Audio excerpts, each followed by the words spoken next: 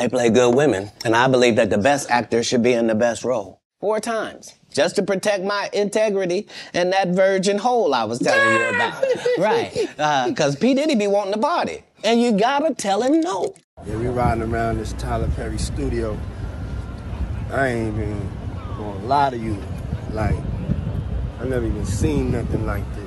So, with all the drama swirling around Diddy lately, it's kind of clear that more celebs might find themselves in the hot seat soon. I mean, just look at that lawsuit Lil Rod slapped on Diddy. It didn't just name drop him, but dragged in a whole bunch of others like Cuba Gooding, Meek Mill, Young Miami, Usher, and a bunch more. It's like opening a can of worms. And now, Katt Williams might be teasing that he's ready to spill some major beans, hinting at Tyler Perry being the next big name to face scrutiny. And let's be real, Tyler Perry's name popping up isn't exactly shocking considering the rumors and whispers about his past antics. And knowing Katt, he's not one to shy away from stirring the pot and airing out some juicy gossip. So yeah, buckle up, folks, because it looks like we're in for one heck of a wild ride. So let's talk about Tyler Perry getting caught up in the whole Diddy drama. I mean, it might not sound too out there when you realize these two go way back. They're practically buddies, or at least they were tossing around ideas about teaming up not so long ago. Remember last year when Diddy was all hyped up about joining forces with Perry and Byron Allen to create this media powerhouse?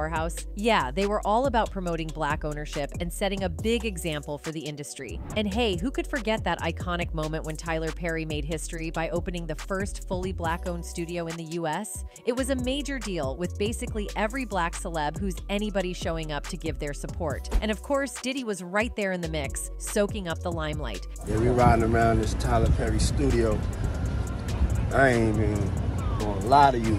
Like, I never even seen nothing like this. Now, on the surface, it might seem like they're just celebrating a colleague's success, right? But then the rumors started buzzing. It all kicked off with whispers about Diddy's own personal life, and suddenly the spotlight shifted over to Tyler Perry. You know how it goes with Diddy. Whenever he's involved, it's never just about the good times. There's always some drama brewing underneath, and this time was no different. The chatter surrounding Tyler Perry got cranked up a notch thanks to Diddy's presence and whatever antics went down at that shindig. Even Katt Williams has had his say, warning folks to steer clear of Diddy's parties, and apparently that extends to parties where Diddy is just a guest, because they're never just your run-of-the-mill gatherings. Because P. Diddy be wanting the body, and you gotta tell him no. You got to tell him no. I did. I did. Now, this whole Tyler Perry gay rumor mill is not exactly breaking news. People have been whispering about it for quite some time. Just look at how some straight dudes have been griping that he's nudging them into gay roles and messing with their gigs. Actor and voice coach Brandon Jay spilled the tea on TikTok, sharing that filming just one episode of Perry's Meet the Browns was the toughest gig ever. According to Jay, a day on Perry's set is like a week's worth of shooting elsewhere. And if that's not enough, he says Perry's notorious for throwing last-minute script changes at the actors, making them memorize on the spot. Jay, who auditioned for the role of Jeffrey, a bullied high school dude, spills it all. The actor caught on to Tyler Perry not vibing with the original script, and that meant everyone had to scramble to learn new lines on the spot, all chosen by the big boss himself. According to Jay, Perry went full-on impromptu, rewriting the entire script right there and feeding the lines to the actors. And get this, if you didn't catch on quick, Perry would drop the "you're fired" bomb. I have an entire new script with all new lines, pages and pages and pages. I have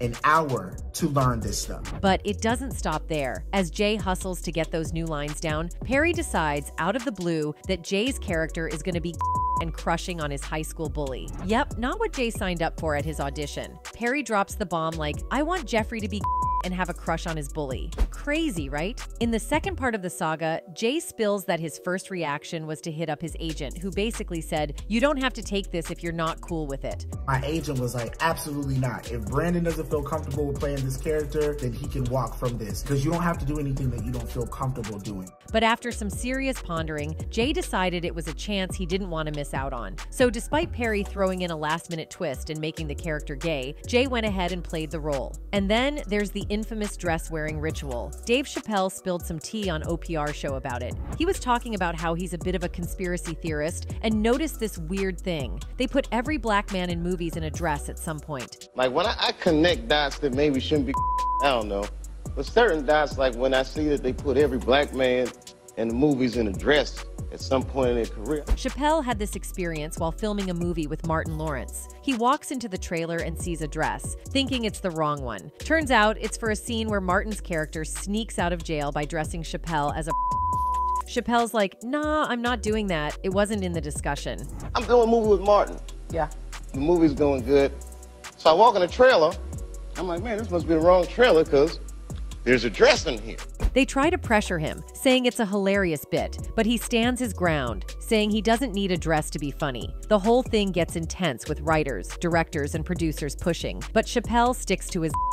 In the end, they come up with a new scene without the dress, and he's left wondering, how did you write that so fast? Dave just didn't vibe with it, not because wearing a dress is an issue on its own, but because he felt the industry was trying to corner black artists into doing whatever it took for success. They kept hounding him until they figured out he wouldn't budge. Dave revealed this whole experience was an eye-opener. It took being told to wear a dress for him to connect the dots and realize this wasn't just his struggle. Lots of other black men had been asked to do the same. Martin Lawrence rocked it in Big Mama's House. Eddie Murphy pulled it off in the Nutty Professor series, and Jamie Foxx left a mark with his unforgettable Ugly Wanda on In Living Color. Then you've got the Wayans brothers trying their hand at it with White Chicks. Oh, and we can't forget the less successful Juana Man. In the mix of all this, Tyler Perry takes the cake. He's not just known for his entertainment game, but has major influence, even in right-wing evangelical circles. His Medea franchise? Talk about significant success and acclaim in the entertainment world. Kevin Hart chimed in saying artists need to protect their brand and not cross certain boundaries. He shared that up to that point, he hadn't faced any challenges to his personal beliefs. When asked if he ever ran into the whole wearing a dress scenario, Kevin was like, nope,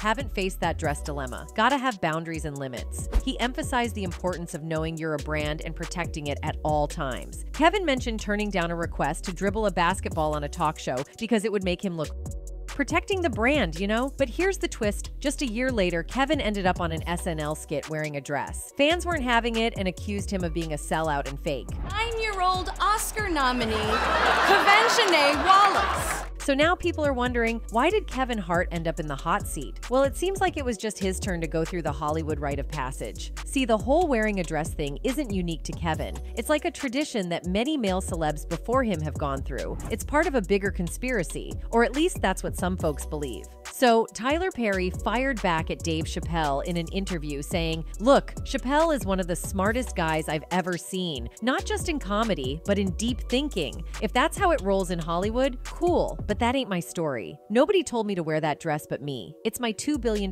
franchise, and it's always been my choice. I've done 19 movies since then, all by my own call. Maybe it's different for others, but for me, it's like putting on a work uniform. I'm not a guy who enjoys wearing a dress, but as an actor, it's a costume. It's like someone going to Walmart, you put on your uniform. For me, it's about putting on that uniform, going out, making people laugh, lifting them up, and giving them some encouragement. That's how I see it. That's the case. But you got to understand, that's not my case, right?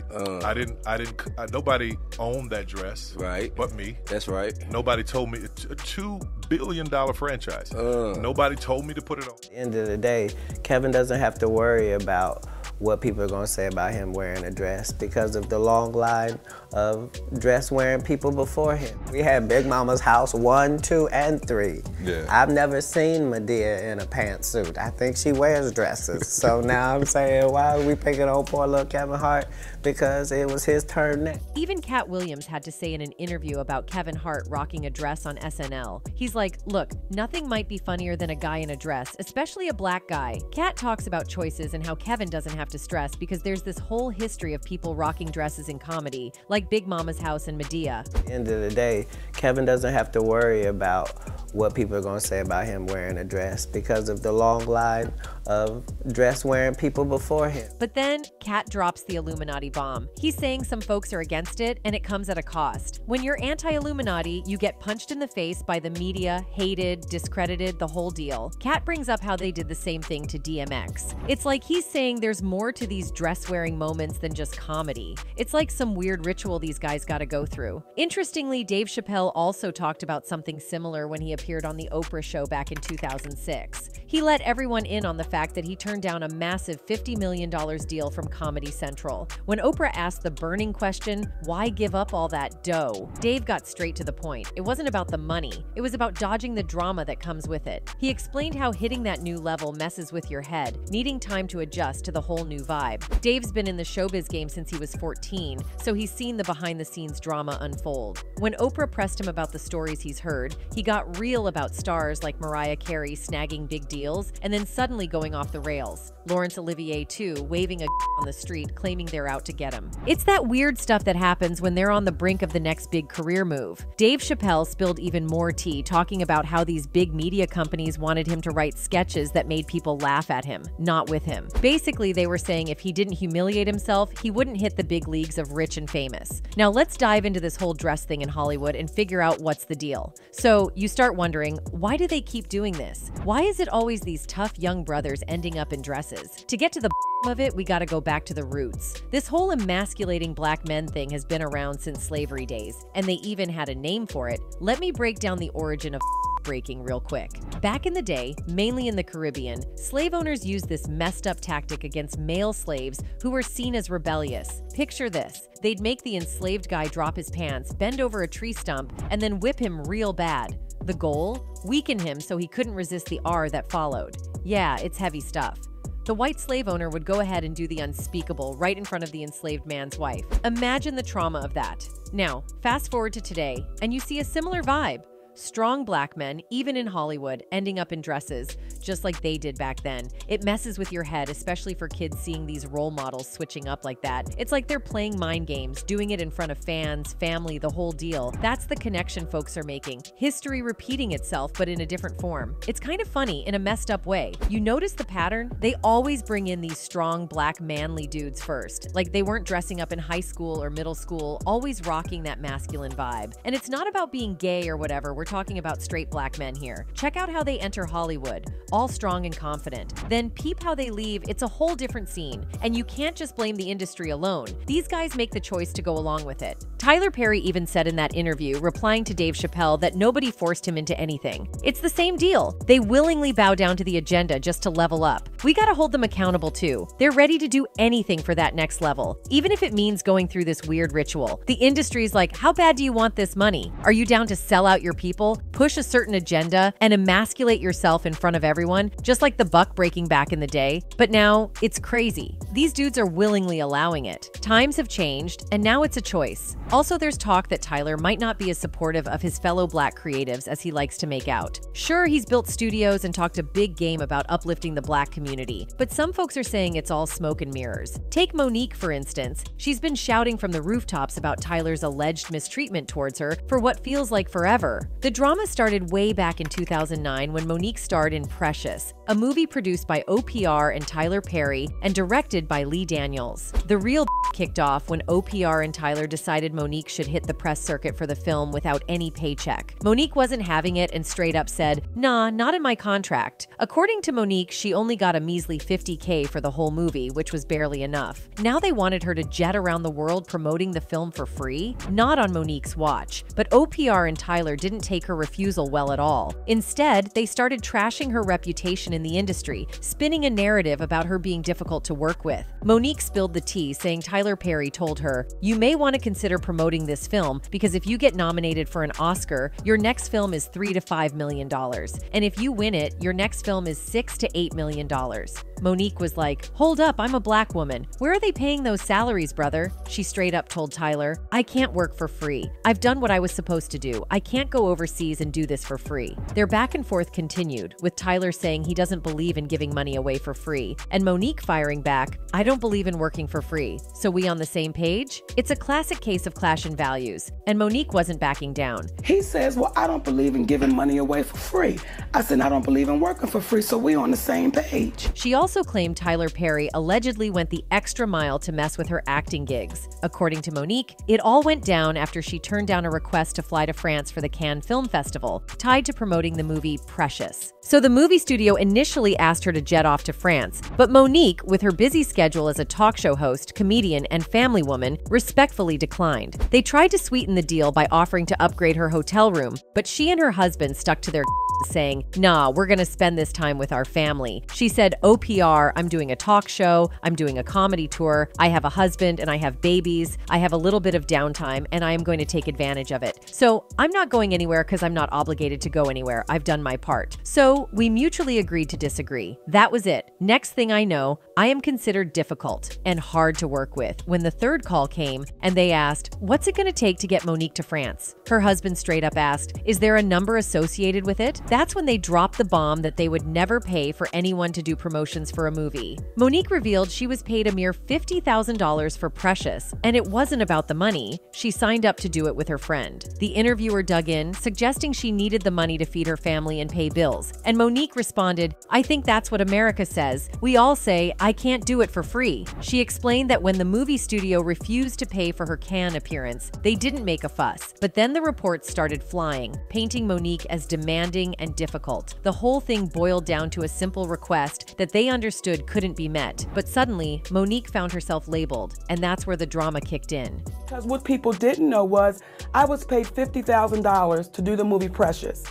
And it really wasn't about the money, and I'm not complaining because I signed up to do it with my friend. So when the movie studio says we can't set a precedent and pay you to do this, we didn't have an issue with them. Okay. But that's when the reports came that now Monique is being demanding and she's being difficult. Media stories start popping up, painting Monique as difficult to work with. Suddenly, no one wanted to cast her, despite her winning an Oscar for her role in Precious. Imagine seeing all your hard work go down the drain. Monique started putting two and two together, realizing someone was out to get her. In a recent chat with The Hollywood Reporter, she spilled the beans that Precious director Lee Daniels admitted she got blackballed for not playing the game. Monique's even called out OPR and Tyler Perry, asking for an apology that, as far as we know, is still MIA. But Monique wasn't done dropping bombs just yet. She went on to spill the tea about how Tyler Perry cost her and her family tens of millions of dollars over a rumor he started about her. She recounted the whole situation, saying that Tyler told her he'd never do anything to hurt her, but then later admitted to starting a false rumor that she was difficult to work with. Monique didn't hold back, expressing her frustration and disappointment, especially after Tyler's initial denial. She went on to talk about how during her conversation with Shannon, she referenced an interview he did with Katt where he admitted to letting people lie in his face because he didn't know if they were lying or not. Monique made it clear that she wanted Shannon to hear Tyler's own words, so she sent him the audio recording of their conversation. And let me tell you, it wasn't a walk in the park. Monique revealed that she recorded the conversation legally, which she emphasized was crucial for her as a black woman facing off against someone as powerful as Tyler Perry. She explained that having the audio proof was a game changer, as it prevented her from being dismissed or ignored. Had I not recorded Tyler Perry,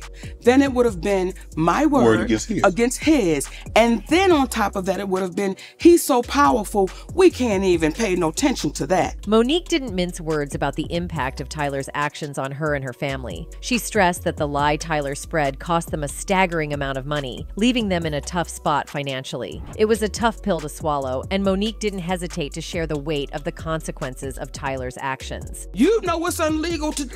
But did you hear what the man said? I violated you. Yeah. I mistreated you. Yeah. Do you know, Shannon, that's cost my family tens of millions of dollars? Yeah. And let's not forget about that time Tyler Perry reportedly let go of a bunch of writers because he wasn't willing to cough up what they deserved. So after it at the box office, Tyler Perry made his way to TV with the hit sitcom House of Pain. But when it came to scoring a sweet syndication deal and a spin-off named Meet the Browns, things got messy. According to Deadline, Perry gave the to 4 writers asking for union contracts, stirring up drama in the industry. It was not a good look. I feel like I was in the face like we were used, writer Terry Brown Jackson told Deadline. We were good enough to create over 100 episodes, but now when it comes to reaping the benefits of the show being syndicated and having other spin-offs from it, he decides to let us go unless we accept a horrible offer. Kelly Griffin, the head writer for House of Pain, said she wasn't going down without a fight. While I'd like to see something positive come out of this for us, if this fight helps future black writers get what they deserve,